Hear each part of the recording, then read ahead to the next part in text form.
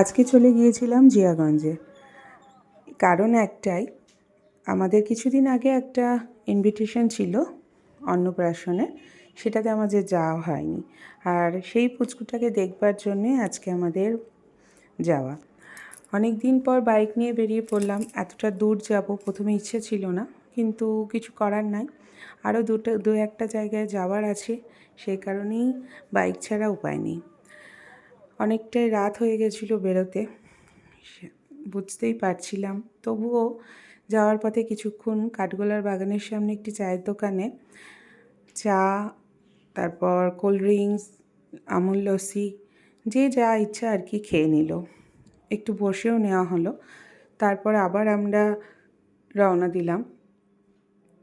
এরপর কিছু দূর যাওয়ার পরে হঠাৎ ঠিক হলো জিয়াগঞ্জে এক পরিচিত দাদা থাকে আমাদের, তো তার বাড়িতে যাব।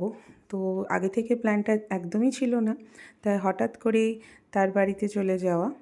যদিও তার দেখা পেলাম না, তার বাড়ির সবারই সঙ্গে গল্প আড্ডা কিছুক্ষণ হলো, খাওয়া দাওয়া হলো। এরপর মেন যে উদ্দেশ্যে যাওয়া, সেই পুচকুটার বাড়িতে আমরা গিয়ে প্রবেশ করলাম সবাই মিলে।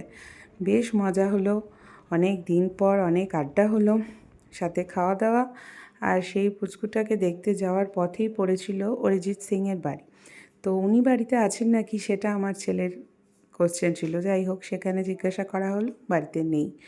এরপরে পুচকুটাকে অনেক আদর করলাম, অনেকক্ষণ ওদের বাড়িতে সময় কাটালাম। তারপরে ব্যাস যথারীতি আবার বাড়ির উদ্দেশ্যে রওনা দিলাম।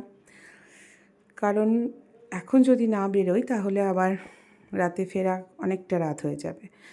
বাড়িতে মিল অফ করে দিয়েছিলাম, রাস্তাতেই কিছু খেয়ে নেব। আর সে কারণে যাওয়ার পথেই দেখতে হবে কোনো একটা রেস্টুরেন্ট। সেখানে আজকে ক্রিশ এবং বিপুল দুজনেরই একটাই খাওয়ার ইচ্ছে, সেটা হলো এগ চিকেন চাউমিন।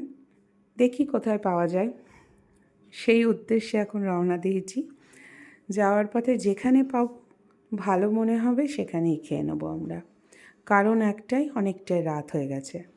এই রেস্টুরেন্টটা বললো ভালোই, এর আগেও এসেছি। এটা ফরাসডাঙ্গার ঠিক মোড়ে, বেশ ভালোই। এখানে এগ চিকেন চাউমিন অর্ডার করে কিছুক্ষণের অপেক্ষা, অবশেষে আমাদের চলে এলো সামনে। যে যার মতন খাওয়া শুরু করে দিয়েছি। ভালোই ছিল।